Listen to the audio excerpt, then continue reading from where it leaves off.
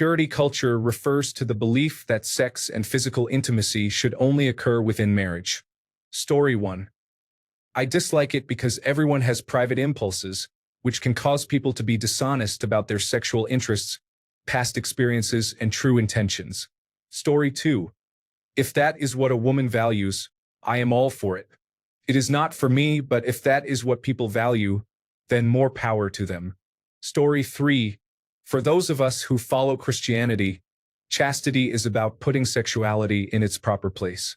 It allows our sexual desires to become part of a deeper bond, one rooted in intimacy, love, and the potential for new life. Chastity teaches us to guide our desires instead of being controlled by them. In my own life, it helps me avoid feeling like I am being tossed around in a storm. There is a deep satisfaction that comes from experiencing sexuality within real intimacy and lasting commitment. Chastity is not the same as Puritanism or scrupulosity. Those are distortions of the true teaching. It is also not about judging someone for their past or treating them like they are damaged if they have not always lived this way. Chastity is much more meaningful than simply holding on to virginity. It is about how we choose to live and love today. Story 4. Individuals who are overly concerned with their daughter's private areas may need their electronic devices examined. Story 5. Religions can influence doctrine and guide people in their choices to abide or not. Personally, I do not believe people should be influenced to believe and behave in strictly prescribed ways. Religion can make followers feel they are bad and sinful if they do wrong according to its teachings, and I do not think that is right. It is corrupt. However, if people want to follow their religion, that is their prerogative. The only thing I truly believe is that people should keep their religion to themselves. Story 6. It cannot be that only women must be virgins. Either both genders remain virgins, or both genders can have multiple partners, or some balance of both. Obviously, it is not working out that women can have multiple partners like men. Therefore, both sides should slow down with having multiple partners. Story 7. Besides the women who will criticize this and say it doesn't matter, in my experience, I have yet to meet any man who wouldn't prefer a partner with low to no experience. Simple. The more times you have been with others, the less value you have. I'm not saying you are worthless. There is a difference between worthless and worthless. But women are naturally competitive, and most men do not want to deal with that. Story 8. I pose to you the toilet seat question. Would you rather lick a brand new toilet seat in a new home or a public toilet seat? The truth is there is less risk with the unused toilet seat. Even the one at home you are most familiar with and know how often it has been cleaned is more comfortable to consider. Public one, though, raises questions. Story 9.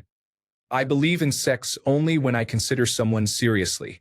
I really want to see where it goes and be sure it is not going to be a one-time thing. I am not able to have sex with someone I know is not serious and will not try to move forward with me. I get attached too easily, and sex makes me even more attached. I want to know I am doing it with someone who is giving it a serious chance. I am not saying I would not date someone who does not share my view, but I can see it hiding some key differences in how we see life and things. Story 10. A bit mixed. No sex before marriage? Good. No talking about sex before marriage? Not good. Both parties should be good communicators.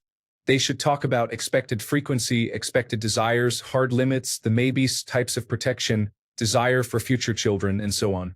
I am pro-purity regarding no sex before marriage. Overall, I would say that is beneficial. However, when people become overzealous and ban discussing anything sexual, that crosses over into harmful. Story 11. For those who are not familiar, purity culture is the concept, commonly promoted in Christian communities, that everyone should abstain from sex until marriage. If you do not, you are considered impure and sinful, requiring repentance. This idea reflects historic Christian teachings on sex, with an added emphasis on shame for those who have engaged in sexual activity. Story 12. It is somewhere between a gigantic waste of time and a sinister effort to control women's bodies. Story 13. The church trained a whole generation of future wives to hate sex because of it. As part of the future husbands of that generation, that seems like a bad idea. There was no real discussion about the actual issues that can result from sex before marriage. It was just sex is bad. There were no discussions about how to develop a healthy sex life with your spouse. They were just supposed to switch from sex is bad to a perfect sex life. I don't understand it. I want my child to have a healthy sex life with their spouse someday. I am not just raising my child. I see it as raising someone's future husband. That requires teaching them how to be healthy about sex so they can be a good partner for their future spouse. It was short-sighted, lazy parenting. That is my summary opinion on it. Story 14. It is people's way of trying to return to God, purifying themselves to get back on the right path. That is where we should all aspire to be. Story 15. One of the most foolish ideas of all time. You have no idea how compatible you are with this other person, and you want to wait until you are legally bound to find out? Laughing out loud. Story 16. Checking Google. Okay, it is definitely something we as a society should not have abandoned. There is nothing empowering about promiscuity, but for some reason feminists believe that to be empowering to women somehow. It is not something I followed, but if you made me ruler of the universe and asked how to improve human society, this would be one thing to consider. Alas, this is not the world we live in. While we as a society have sadly abandoned it, at least in America, it should not be harshly enforced on people. Story 17. In what sense? I feel that any social movement, political group, or religion will eventually enforce a sort of purity culture if allowed. Story 18. Sex as a solely reproductive act is incorrect. As a religious person and former atheist, there are many emotional and physical benefits to having few sexual partners in a lifetime who also have had few sexual partners. In that regard, abstinence before marriage is quite beneficial. You can discern whether you can weather sexual growth and compromise by the way you kiss each other and through frank conversations. Sex is a unifying and possibly reproductive act when contraception is properly used. The types of contraception permissible vary according to personal values and beliefs, but history shows humanity has used contraception or cycle tracking and family planning even in religious communities. Most arguments for or against purity culture tend toward reductive or general reasoning. It is a topic with much nuance, and this reply is longer than anticipated. It is my opinion that is often why we do not see more nuanced evaluations, because even a simple reply requires acknowledging multiple facets before beginning to discuss. Story 19. It is an optional practice that many people feel they must force themselves to follow. As for me, I choose to follow it to avoid becoming hedonistic. Story 20. What is it? Is there a Facebook page or a club where people make this stuff up? What is wrong with knitting, photography, hiking, or another hobby? Story 21. I think it is ridiculous and has no place in today's society. It might have made sense once upon a time before widespread effective contraception, and even then only within the context of societal structures at the time, which I still find problematic. But these days, there is no real reason why women cannot enjoy acting on their urges in the same way that men do. There are benefits to doing so.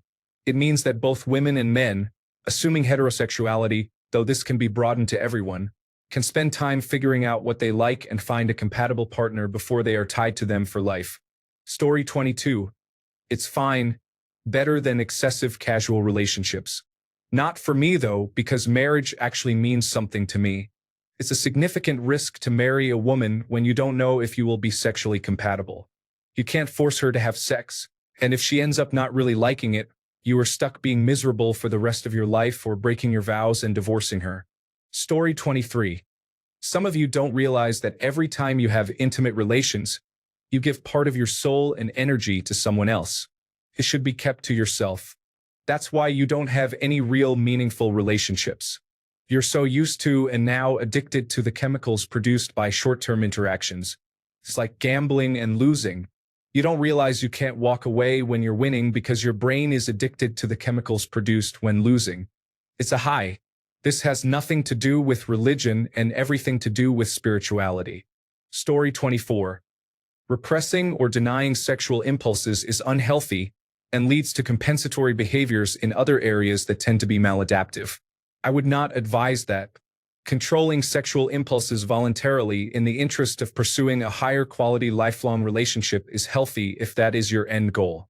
Plenty of studies into sexual behavior and relationships have been performed, and the results for both sexes show that more sexual experience, by which I mean more past partners, is a poor prognostic indicator for long-term relationships. In general, the more partners you have had, the more likely you are to end up divorced or alone. You are probably not the exception. Promiscuity and serial monogamy are not the ideal conditions for establishing an enduring lifelong pair bond. That is simply the case. If you are not concerned about that and lean towards hedonism, more power to you. But be careful what sacrifices you make while you are young and attractive, because your body will age, and you may find yourself trapped in it later in life. I say this as a reluctant serial monogamist. Story 25. I don't really care. It's not something I pushed. I knew my children were going to have sex. It was my job to make sure they understood the consequences, both good and bad, of that decision. Story 26. Plot religious groups that promote falsehoods and religious groups that actively cover up child sexual abuse in their congregations on a Venn diagram, and they will form a circle. Story 27. No thanks. I need physical intimacy to feel loved. We will never reach the point of me putting a ring on your finger while I feel neglected and uncared for. Story 28. Puritan ideals have caused significant harm to modern society, especially in America, as Puritanism is almost non-existent elsewhere. There is no point to it, and personally, I am unsure if I want to marry someone who does not know what she likes in bed. Story 29. I am indifferent because I do not know your definition of purity culture. Story 30. Remnant of early Christianity and its Jewish and Semitic roots. Women were considered property that could be sold for a lot of money. Sex was seen as damaging that property. Over time, this perspective warped into the belief that sex is bad and shameful. Sometimes it focused only on sex before marriage. Other times it denounced all sex. Combined with the anti-masturbation stance of the onanism movement and the general belief that anything pleasurable is sinful, this created a sexually repressed population. Story 31. If I am a warlord in the 12th century concerned that my lands pass to my genetic offspring, sure. But I can get a deoxyribonucleic acid test these days if things seem suspicious. Story 32. Hilarious. I mean, if that's what you want, all the power to you, but I'll gladly take the promiscuous women. At least I would if I weren't married now. My wife and I had sex within hours of meeting, and she wasn't exactly a virgin at the time either. The way I see it, sex is very important to me in a relationship. Why would I want a partner who doesn't want it just as much? I will say, though, there is definitely some sort of primal revulsion toward the idea of a relationship with a promiscuous woman. I'm not going to say I have never felt that or desired to find a virgin. I just realized how misguided that was pretty quickly. Story 33. Like it being important that someone is a virgin going into marriage? I never really cared about it or thought about it too much. If someone had a large number of partners, that could be a caution flag in my opinion, but not necessarily a deal breaker depending on the context. The idea of needing to own someone's past sexual self is just strange to me. It is in the past. The important things are happening in the present. Story 34. It seems unnatural. However, thousands of years ago, and even 100 years ago, it was the only way to stop the spread of sexually transmitted diseases and prevent unwanted pregnancies. With modern condoms, birth control, and medicine, it is mostly outdated. Story 35. I don't care much about what other people do in that regard, but I am not going to date a woman who is waiting until marriage, especially if all physical intimacy is off the table. That is just wild. At that point, I feel like I am being led into marriage with a carrot on a stick. For all I know, she might be asexual or gay. The other issue is that she is probably deeply religious. That is also a deal breaker for me. Story 36. Sexual compatibility is a significant part of a relationship, so I would not make that kind of commitment until I knew how well it would work out. However, to each their own. Story 37. Purity is not about abstaining from sex outside of marriage. It is about being very strict about not having sex outside of marriage. Story 38. I am a leftist, so I am very much against sexual purity culture and other backward ideologies, including Abrahamic religion's views on sexuality. Story 39. What the hell are you talking about? If anything, we have a culture today, whether you think it is good or bad, where purity is looked down upon and made fun of. Story 40. It was and still is very harmful psychologically and emotionally. You can thank people like Josh Harris and his phony book. He was used as a pawn by the far-right religious groups. The book was so damaging that he had the publisher stop publishing it, and he and his wife are now divorced. This culture damaged many. Story 41. It is so gross. I have a grown daughter. She is 35. Being obsessed with her sex life at any time would feel really gross. The fact that purity culture is really focused on the girls is part of it. They say it is for both, but it is not. Nobody is attending a mother-son purity ball. No rings are given to their sons. The whole thing makes me want to shower. Story 42. It is a time-honored ideal dating back to the very likely beginnings of human civilizations everywhere.